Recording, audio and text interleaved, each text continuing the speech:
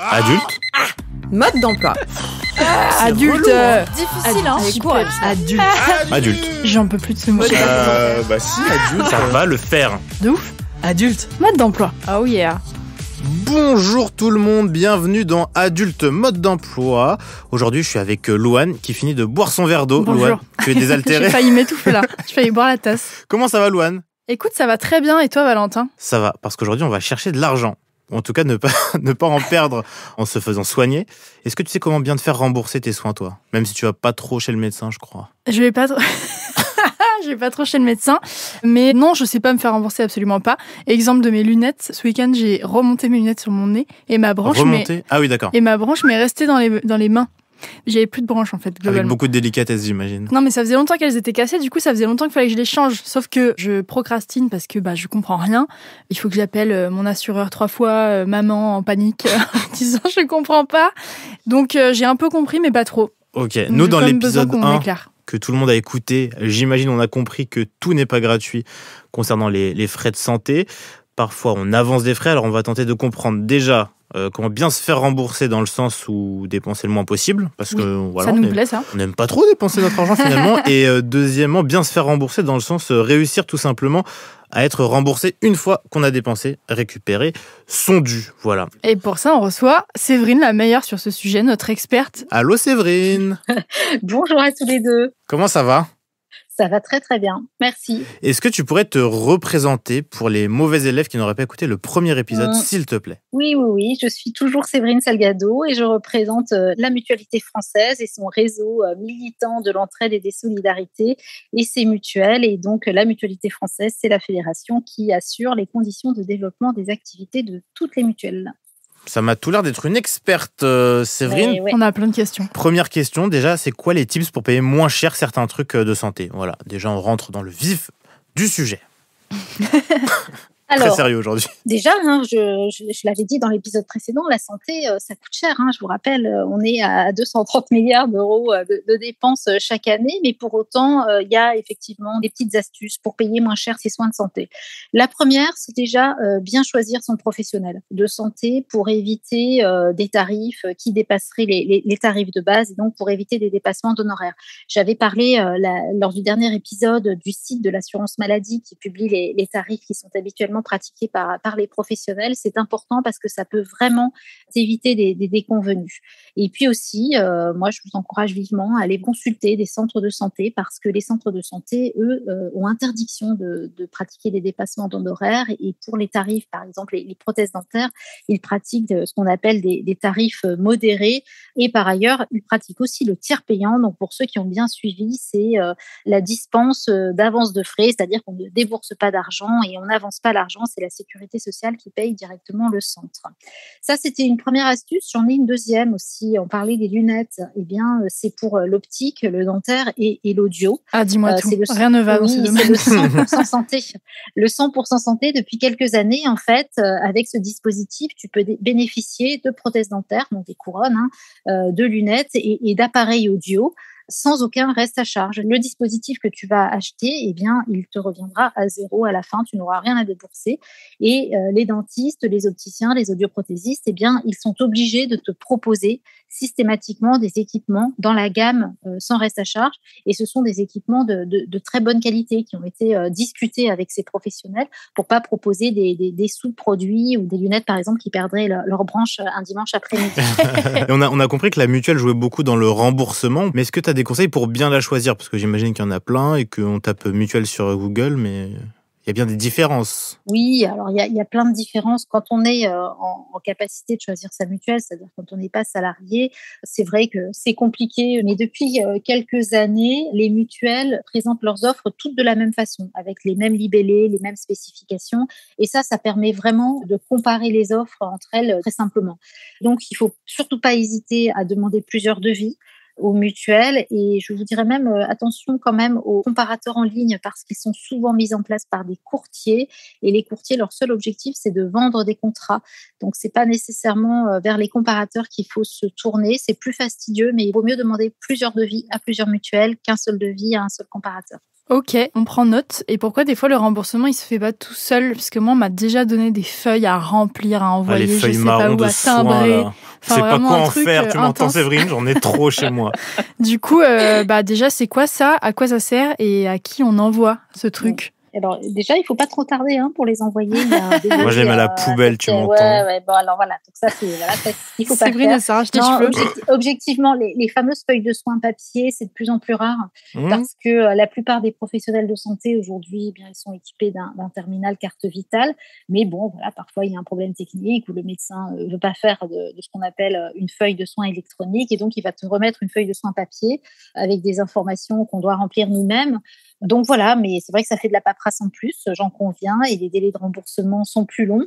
Mais quand même, il y a une petite issue assez sympathique qui arrive, c'est que bientôt la carte vitale pourra être lue directement sur ton smartphone et ce sera encore plus simple. Et adieu la feuille de soins papier, j'espère. Ces feuilles de soins, les envoie à qui du coup? Eh ben, il faut les envoyer à la caisse primaire d'assurance maladie de ton lieu de résidence ou de ton département. Du département. C'est organisé par département, ouais. Ok. Et comment on fait le lien entre la Sécu et notre mutuelle? Alors normalement, tu n'as rien à faire. La Sécu va directement entrer en contact avec ta mutuelle. J'aime ne rien avoir à faire. Ouais. Et en combien de temps on est remboursé généralement? Parce que alors ça, je sais jamais pareil. Alors en temps normal, hein, parce que parfois il y a évidemment des pics d'activité. En temps normal, tu es remboursé par la Sécu en moins d'une semaine et c'est quasiment simultané après par la mutuelle. Ça se fait en quelques jours après par la mutuelle. Ah ouais? Bon, bah cool. Et est-ce que si on n'est pas remboursé, on peut appeler quelqu'un? Rendez-moi mes sous. Alors là, bon courage, il faut faire le numéro à 4 chiffres de la Sécu et voilà, et là je dis bon courage. Ça me fait pas plaisir, ça c'est vrai. Pourquoi parfois on a des petites surprises, par exemple une partie du médecin qui n'est pas remboursée ou alors on a des décomptes sur nos médicaments? Qu'est-ce qui fait ça? Alors pour le médecin, si tu n'es pas remboursé, c'est sûrement parce qu'il a pratiqué des dépassements d'honoraires. Hein. Le tarif de base, c'est 25 €. Si tu as facturé plus de 25 € et si ta mutuelle ne prend pas en charge les dépassements d'honoraires ou pas entièrement, et en effet, ça reste de ta poche, malheureusement. Et il y a des 1 € parfois, par-ci, par-là. Et ça s'appelle les franchises médicales. C'est-à-dire que c'est un montant fixe qui n'est pas remboursé pour responsabiliser les patients, pour faire en sorte qu'ils ne recourent pas de manière trop fréquente au système de soins. Et on a ça aussi sur les boîtes de médicaments. C'est 50 centimes par boîte de médicaments. Et là, on parlait des 25 €, on est d'accord, c'est pour les médecins généralistes? Oui. Il y a aussi tous les spécialistes, je sais pas, les dermatos, ophtalmos et tous les trucs en haut. Et on dit qu'il faut d'abord passer chez le généraliste pour être bien remboursé. C'est ça le parcours à faire? On parle de parcours de soins des fois. Oui, c'est même, ça s'appelle le parcours de soins coordonnés. Et je le savais. Hein. L'idée, c'est d'optimiser le parcours de soins, c'est de réserver l'accès aux spécialistes à des motifs dits pertinents. Et donc, on a décidé de faire du médecin généraliste le pivot du système de soins. Et donc, on te demande en effet de consulter en premier lieu ton médecin traitant. Et c'est lui qui va décider si tu as besoin d'aller voir un spécialiste ou non, et si oui, lequel. Alors, c'est pas vrai pour tous les spécialistes, parce que pour certaines pathologies, pour certains besoins, ça paraît évident. On sait que les patients sont bien sûr capables de s'orienter seuls. Et donc, c'est le cas des gynécologues, c'est le cas des ophtalmologues dont tu parlais tout à l'heure. Donc, il y a quelques spécialités qui sont quand même en accès direct. Mais j'en profite aussi pour dire, parce qu'on parle beaucoup des médecins, mais j'en profite pour dire que tu peux aussi parfois consulter d'autres professionnels qu'un médecin. Tu peux tout à fait aller te faire vacciner contre le Covid ou contre la grippe chez un pharmacien, par exemple, ou faire ton suivi gynéco chez une sage-femme. Et puis, il y a autre chose aussi, quel que soit le professionnel que tu consultes, il faut prendre le réflexe d'alimenter régulièrement Mon Espace Santé. C'est un carnet de santé numérique, en quelque sorte, qui est mis à disposition de tout le monde. Et donc, tu peux autoriser les professionnels de santé à suivre ton parcours et à partager l'information qui te concerne. Et ça permet aussi un très, très bon suivi. Et tu parlais des médecins traitants, c'est obligatoire d'en avoir un? Parce que moi, j'en ai pas. Moi, j'ai pas. Je vois mon médecin du sport, mais le reste, ouais.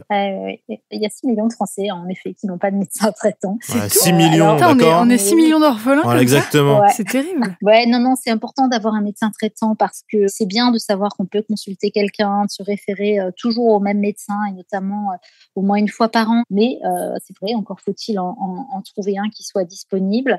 Et la conséquence, quand on n'a pas de médecin traitant ou quand on respecte pas le parcours de soins coordonnés dont j'ai parlé tout à l'heure, on est moins bien remboursé parce qu'on est considéré comme ne pas avoir respecté le parcours de soins coordonnés. Ah bah super. Donc même parfois, c'est pas de sa faute si on n'a pas de médecin traitant. Oui. Et tout ça, c'est quand même, je précise, en dehors de cas d'urgence. Évidemment, en urgence, on est toujours bien remboursé. Et que faire s'il y a certains soins qui nous sont nécessaires, genre psychologue, faire un vaccin, voir un gynéco, je sais pas, et qui sont pas remboursés? Est-ce que c'est possible de demander ça à sa mutuelle? Oui, c'est ça, parfaitement. La plupart des mutuelles proposent, en tout cas remboursent des soins qui ne sont pas du tout remboursés par la Sécu. Alors, c'est souvent présenté sous la forme de forfait, hein, c'est pas un droit de tirage à l'infini. Par exemple, on va avoir un certain nombre de séances chez l'ostéopathe ou un montant maximum qui sera remboursé dans l'année.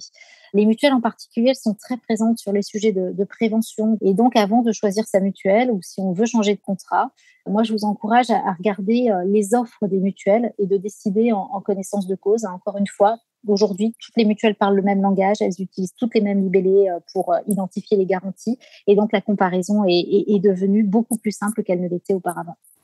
Bon, je vais aller envoyer mes feuilles de soins et puis comparer les mutuelles. Merci beaucoup, Séverine, pour cet épisode. Merci, Séverine. De rien.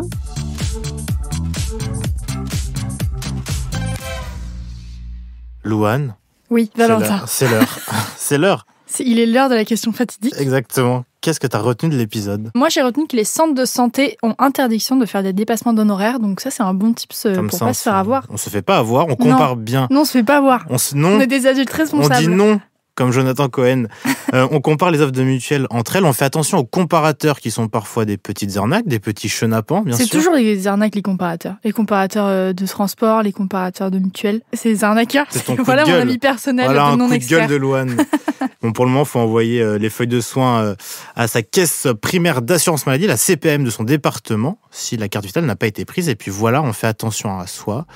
Prenez soin de vous. Nous, on se retrouve sur les réseaux sociaux de Nouvelles Écoutes, Instagram et Twitter, et sur nos réseaux perso. @LouaneMancho tout à et fait. Nato81. Mais tout à fait. On vous embrasse. Merci Séverine, à la prochaine. À très bientôt, merci beaucoup. Au revoir tout le monde. Adulte Mode d'Emploi est un podcast de Nouvelles Écoutes. Écrit et animé par nous, Louane. et moi, Valentin Winato. La chargée de production, c'est Mathilde Jonin. Avec l'aide en coulisses précieuse de Neila Hakmi. Le générique par Aurore Mailleux. Directrice des productions Marion Gourdon. Enregistrement, montage et mixage par Constant Justin au studio Caleçon.